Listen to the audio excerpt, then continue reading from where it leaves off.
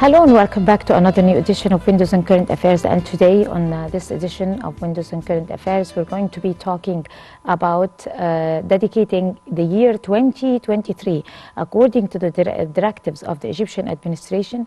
And of course, President Abdel Fattah el-Sisi, the year 2023 is going to be the year for Arab youth.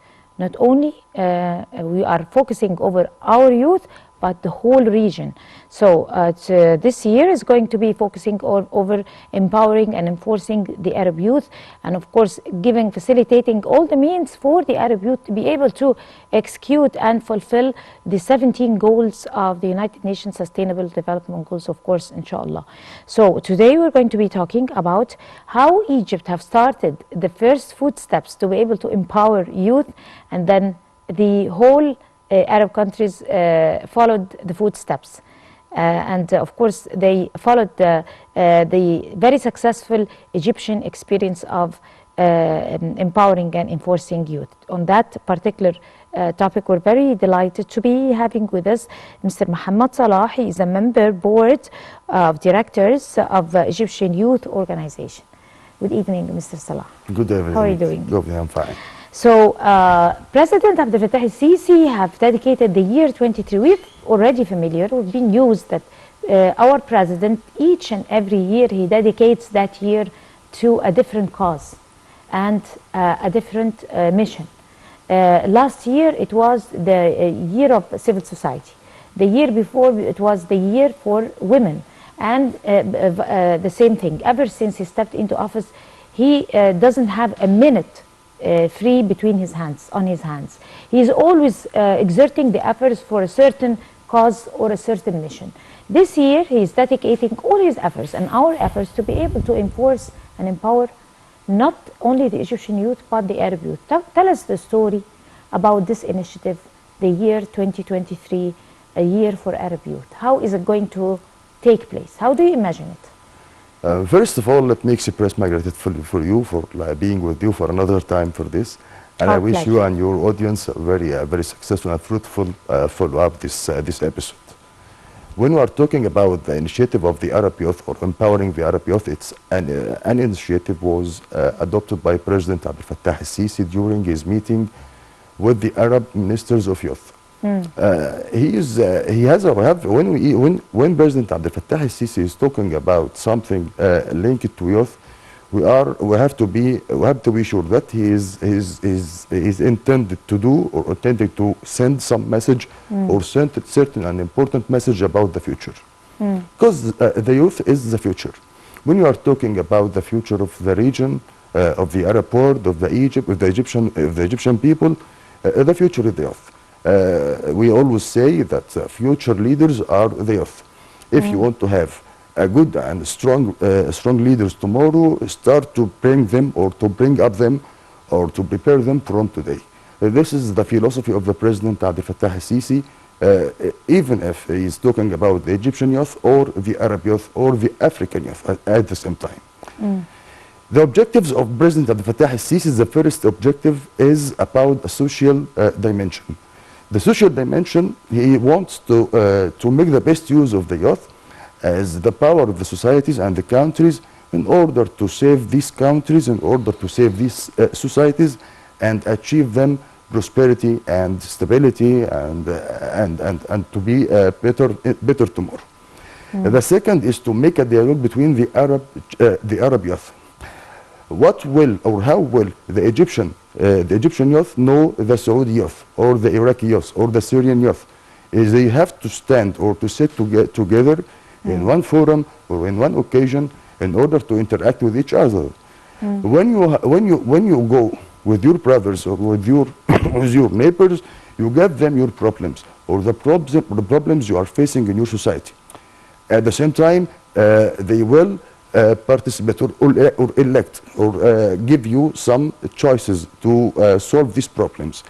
At the same time, we'll give them the experience of the Egyptian youth during many international occasions that was adopted by President Abdel Fattah el-Sisi, such as we have National Training Academy, NTA. We have also presidential courses which started with PLP, and then we have PLP course. Now we have another course which is concerned with the women and how to empower women in the Egyptian society.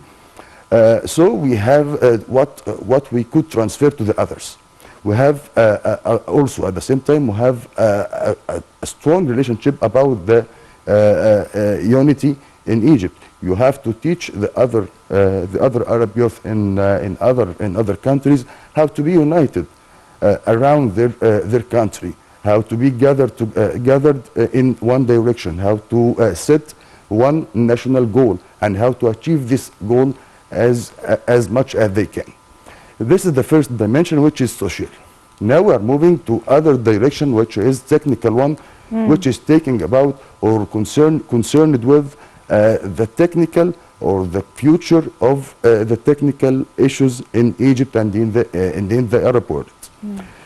When we are talking about sustainable development, we are talking about systems.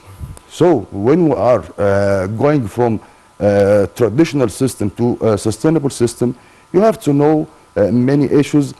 Most of them are technical.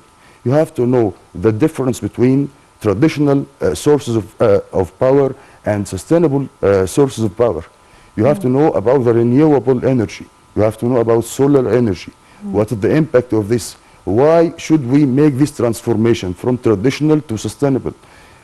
These issues or these ideas is not easy to be treated or not easy to be told. You have to treat them.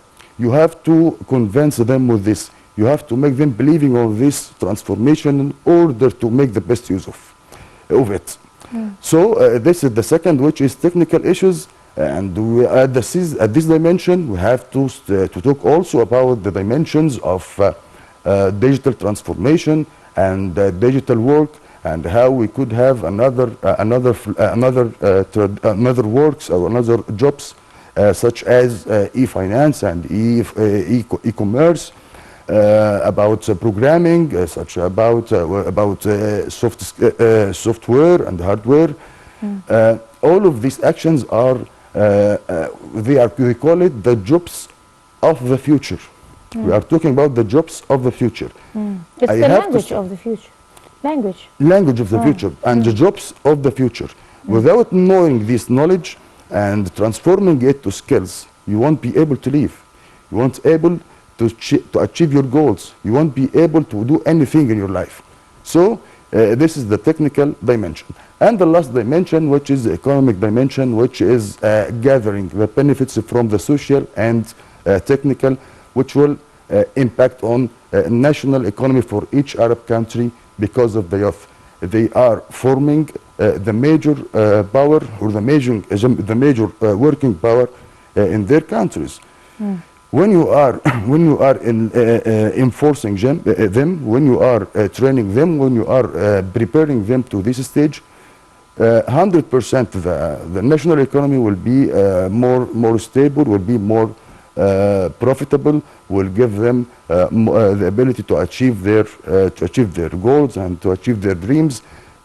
Finally, you will give your country the stability and prosperity, as we said before. So, talking about enforcing the Arab youth might be, eroding some questions or raising some questions, like, for example, the different situations here and there, difference in cultures, difference in challenges, difference in the geopolitical situations from each country, between each country and the other. I mean, the goals, difference in goals. Of course, we all have one aim, which is executing the 17 goals of sustainable development, but each country has its own circumstances. So do you think that this is going to be forming some difficulties or affecting some difficulties for us here in Egypt, as national training academies, as preparing those youth, with our youth, to be able to attain experience and learn and attain knowledge and awareness? So how is it going to work? Because when we were training our youth, things were much more clear, because we know our goals, we know our situation, We know our cultural background, and it might be a little bit different with different countries. Let me say that this is the challenge that faces the Arab world in general. The Arab world is built on accumulation. We have to accumulate with each other. Maybe we are not the same, but we have a lot of shared knowledge, a lot of shared informations about us, shared the language, shared social systems, shared resources. But at the same time, these differences may be a reason to accumulate with each other. Let me say that we have Arab countries that we have a lack of manpower and don't find on them citizens or their people the average of working power they need in their markets. Then we have at the same area or the same region countries that will have a lot of people, a lot of rich, or a lot of a huge number of people or youth who don't find any work. It's a matter of making the best from this to this, or moving those from those countries who don't have enough work opportunities to those countries who don't find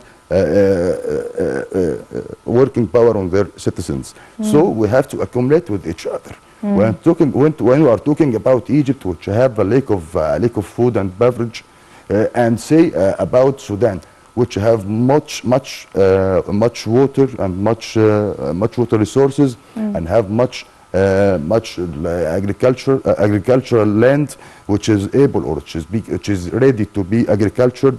We have to accumulate with Sudan in order to provide shared benefits between Egypt and Sudan. So we really have a challenge. We really have problems and differentiations, and we have a lot of problems on this issue. But the challenge here is how to make the benefit, shared benefits for all the participants. To the best interest of everybody. For all of the stakeholders of this. At the same time, that's why President Sisi called for the dialogue between the youth. When the youth make this dialogue, when the youth talk to each other, they will find the solutions, because they are the stakeholders, because they are the target of each country. Every country is working for what?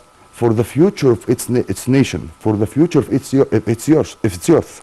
So when I give the Egyptian and the Arab youth the opportunity to stand or to sit with each other and to try to find how to accumulate with each others. When I say that I want to go, or I want to send some farmers to Sudan, when I say that I want to send some work opportunities in Saudi Arabia or in Kuwait and in Emirates, then they will be accumulate with each other. Especially we have the shared knowledge, especially we have the same culture, we have the same or the shared culture and the shared knowledge, shared language. All of these characteristics make the Egyptians or the Arab youth closer to each other rather than any other type of youth in the world. The Leaders Institution and the Arab Youth Union have collaborated together to be able to form in Luxor a unity and an event that is empowering and enforcing youth, and they are forming actually a Leaders Institution to be able to something that is similar to the National Training Academy. So how do you expect that to happen, and what exactly are the steps taken to be able to empower all the youth there in Luxor?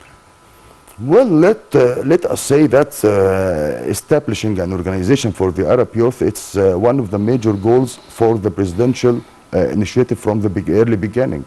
President Fattah al-Sisi called for establishing such organization in order to be a sustainable organization, not only for this year, for 2023.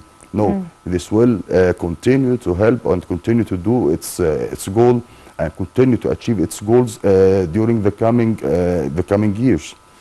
So we have a dialogue, or we have an order from the President Fattah al-Sisi. We have an initiative is how to make this activated, how to make these purposes or these objectives activated. What's happening now is activating the presidential initiative. We have started it from the beginning, the early beginning, by Minister Ashraf Subhi, Minister of Youth in Egypt, who is the president of this of the committee, which is continuing or fulfilling the Egyptian presidential initiative. And they started with giving a competition between the Arab youth who will form or who will do the sign or the motto of the initiative. And already we have this initiative, the current motto or current slogan of this initiative was designed by the youth, not by President or by Minister Ashraf Subhi.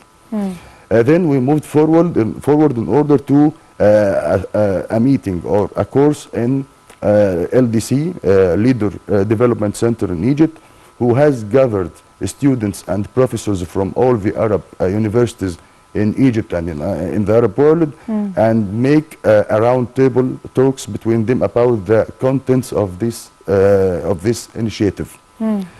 Then we will move forward to what's happening in Luxor, or the conference, or the forum, or the conference in Luxor. In the future, we will have a similar ideas or the similar steps like this, such as a competition in e-games, like PlayStations, like e-games in general. We'll have also forums in technical and telecommunication support. We'll have forums for sorry, we'll have a forum for what's calling it the future jobs, or how to work, or how the jobs of the future. We will have another forum which is talking about the parliaments and the Arab parliaments in the future.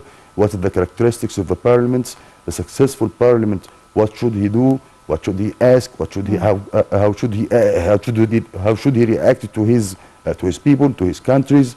How should he solve the problems that faces his country and his people? So we'll have a complete program. We will have a complete program till the end of this year. That's going under supervision of President Abdel Fattah al-Sisi and Minister of Youth, Dr. Ashraf Subhi. Right. Also, because of the circumstances worldwide, the economic crisis and the military confrontation between Russia and Ukraine, of course, that has affected a lot of crises worldwide. That is very minimal, with minimal results, very little results in Egypt. Egypt is the least affected by this economic crisis. Worldwide, situation is very bad. So, like all the countries worldwide, there is a situation, an economic situation that the whole people has to adapt to, and that's why the monthly youth forum have been changed into something else, and was postponed, and a form of another. Another new form of this forum was made, is under under construction, and it is supposed to be coming up to light in the near future. If you like to talk about this and talk to us about how will the monthly youth forum be like in its current state? Well, let me say first of all that it was not postponed. World Youth Forum was not postponed to any other date. The main idea, or what happened, is that the administration of Forum have decided, or has decided, to transform it to a practical way. In other words, we have a lot of initiatives, and we have a lot of startups for entrepreneurs of the Egyptian youth and the Arab youth, and we would like to make the best use of this. The capitals that were planned to give or to do the forum in Sharm el-Sheikh this patch was dedicated to this idea, or was moved to finance these goals, which is initiatives inside and outside Egypt, which is helping and empowering the women in Egypt and in the Arab world, which is giving the youth, the empowering youth in our country and in our societies at the same time. This is the first. The second, would like to have a wider look to these events, and to know some important, or one important goal for this is exchanging culture, moving cultures and results from each experiment to others. We have to know what's happening in the land or in the facts, and in order to collect the problems, we'll investigate these problems, and we have also to put suitable solutions for this in fact also. So by this way, we will help the youth to what we can say is to be empowered in a very private, or in a very private and a very wide way, perfect way. So we have to think more positively on this. We are not meeting each other to have lunch, or to drink tea or coffee, or what? For entertainment. It is no, it's not the kind of entertainment. Purely business and hard work. Let me say that who is saying that hasn't read any agenda for any youth forum, whether in Egypt or outside Egypt. If you go to any forum, you have to read first the agenda of the forum. You have to read the agenda. What is the agenda? What are the sessions? What are these people are discussing? We are discussing, you will find like what happened in Dubai last week, which was the World Governmental Forum. How to say that this is a fake, or this is a fake is not good action? No, it's a very good action in order to exchange benefits, exchange knowledge and informations and systems. As we said, we are talking about a technical side for the future. This technical side is changing literally by the day. Tomorrow we'll find something new in the telecommunication field. After tomorrow we'll find something new in water resources. After tomorrow we'll have another change or another update in the field of construction. So we have a continuous change in knowledge. We have a continuous change in systems. These updates, in addition to difficulties and problems that faces the youth, must be discussed in a practical way and in scientific way. Those who are attending these actions, or who are attending these sessions, are discussing this. They will give you the last update. They will give you the solution for the problems and difficulties that you are facing. This is the main ideas for any forum all over the world. By the way, we don't have a forum in Egypt only. We have forums in Russia. We have forums in United States. We have forums in Europe, all over the world. Okay. United Nations itself, it gives, or Egypt has supported, or we have planned for COP27 last year in November 2022. What's COP27? It's a meeting, it's an agenda, an international agenda of meeting of all stakeholders that are related to issues of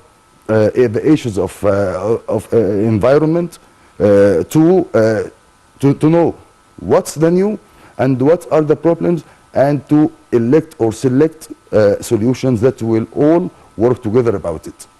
So it's a very important, and we have to know this, the agenda and the subjects of each forum, in order to understand the real targets or the real goals of any forums that's held in Egypt or outside Egypt. That is totally true.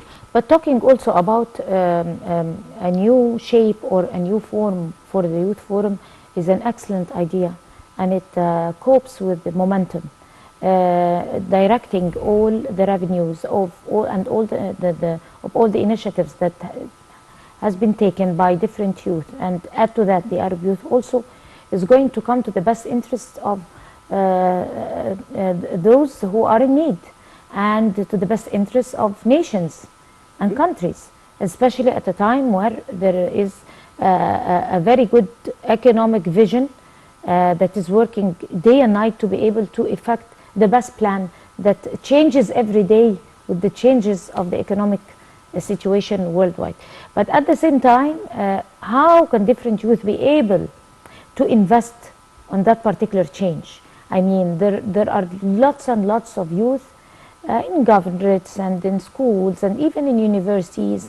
They are good calibers, they have ideas, but probably they do not know how to join that new forum. I mean, what is going to be the shape of that particular idea, new idea, to be able to direct youth to work hard in a different direction? Well, we have a lot of directions in order to gain the people or the youth who have a certain idea or a certain idea or a certain project in order to be done. We have many directions. We have direction in Ministry of Youth. They are dedicating, or they are looking or receiving all the ideas, all the projects of the youth, and trying to give them or to put them into force. We have also the National Institute for small and medium and small SMEs, which is called business units. They are also receiving small and medium projects in order to solve or to finance our youth with minimum amount of money, which is able to start his new project and his new idea. But let me say that the main problem of this is that most of the Egyptian youth don't have a vision for the future. Before beginning on your project, you have to have a vision. The vision and the ideas is coming with from the vision. We have a rich idea and we have a poor idea.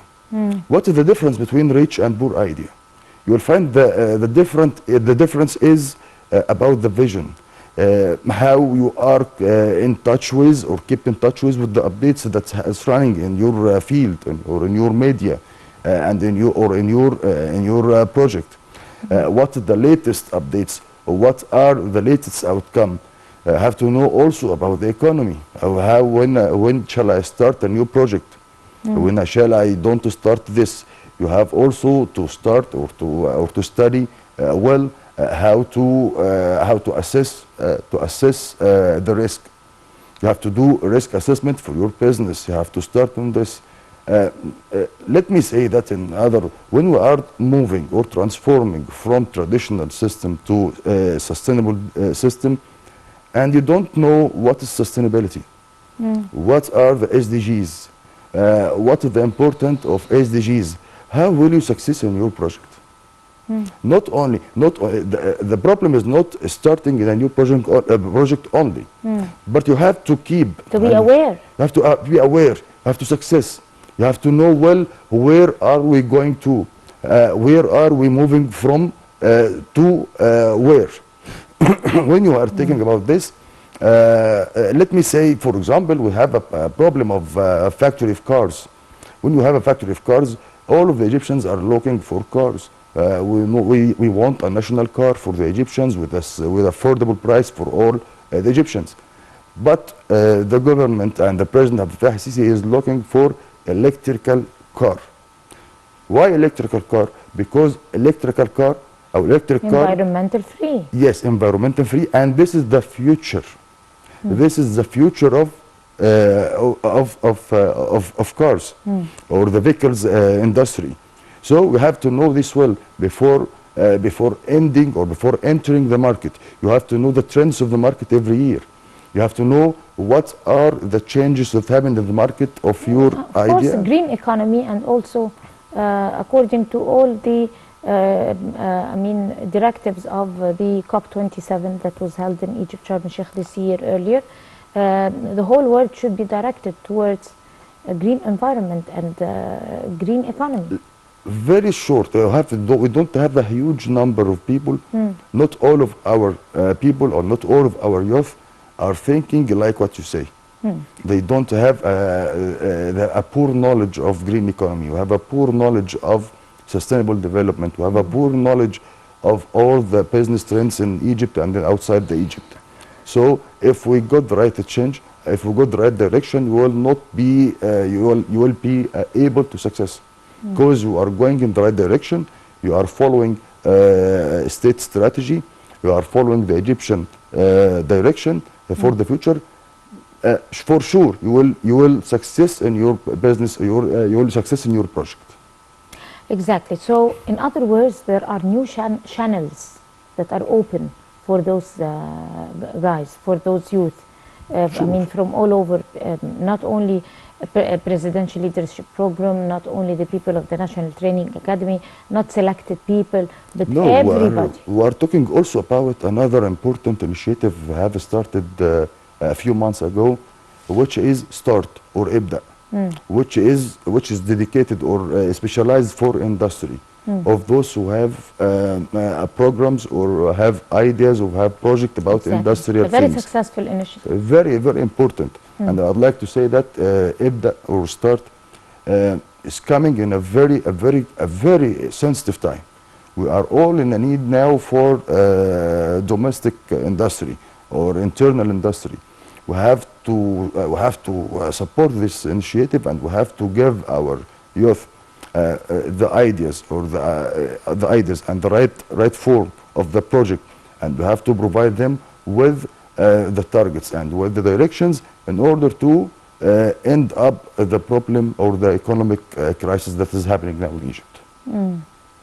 So, following the footsteps of IBDA, I mean, and a very successful initiative that you mentioned, but there are other very minor initiatives that are that were raised recently this year earlier, but probably the people with those good ideas, I mean, away from IBDA, do not know where to go. Again, where are the right channels? So that it could be prospective, it could be I mean, in order to effect progress, in order to be beneficious. It doesn't make any sense if I start an initiative and I do not announce it in a way that everybody could join in for me. I mean, there should be channels. No, we have for IBDA or START, we have a site, it's an official site and a page on Facebook. I mean, other initiatives other than IBDA. Other initiatives. So this is the problem. I have to search for. This is one of the most important. You will not find. You will not find what I called a ready solution. You have to fight, and you have to search, and you have to go there and there. You have to ask your colleagues. You have to go on Facebook, and you have now, first of all, let me say that searching for anything now is very easy. It's a matter of Google anything you know, and you will find the result.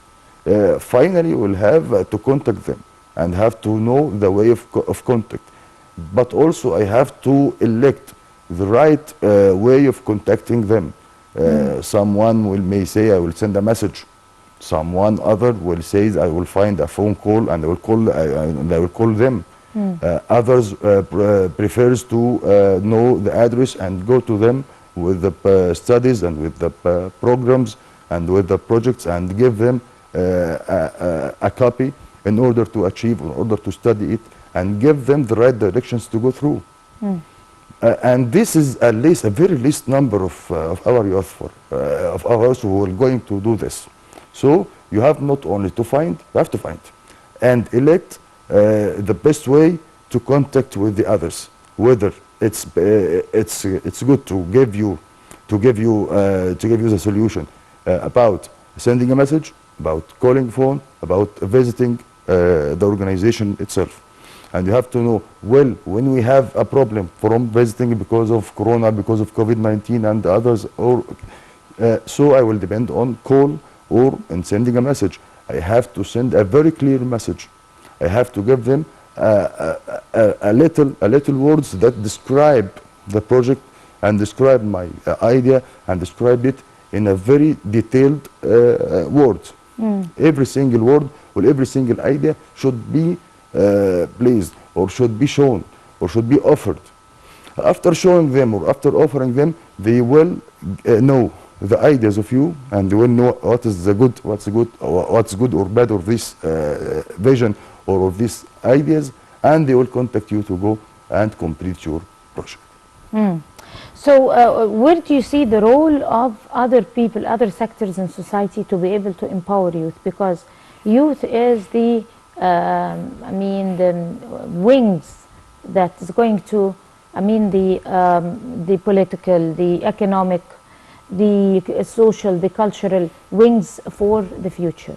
So how, we only have like 2 minutes left, unfortunately, so very briefly, how can other sectors in society be able to join in?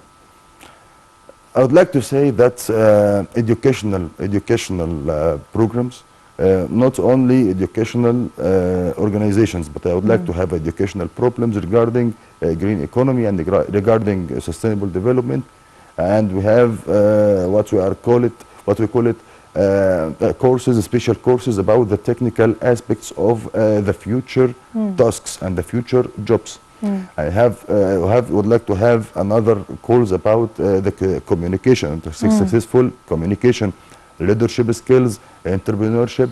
All of these forms or techniques or all of these definitions should be blended and should be delivered to the youth in a very clear way.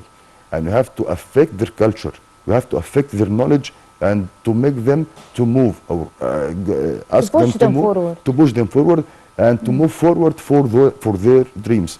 What's going now is what I call it training, education, and civil society. They are the basic, Exactly. they are the basic that organizations, yes, which will achieve the success for all the Egyptian youth, inshallah. Right. Engineer Mohamed Salah, you are a member, board directors of Egyptian Youth Organization. Would like to thank you so much. Me, It has been a thank you very great much. honor having you tonight. Please. Our pleasure. And I guess this brings us to the end of this edition of Windows and Current Affairs. Many thanks to all of you. Until we see you again next week, that's a goodbye.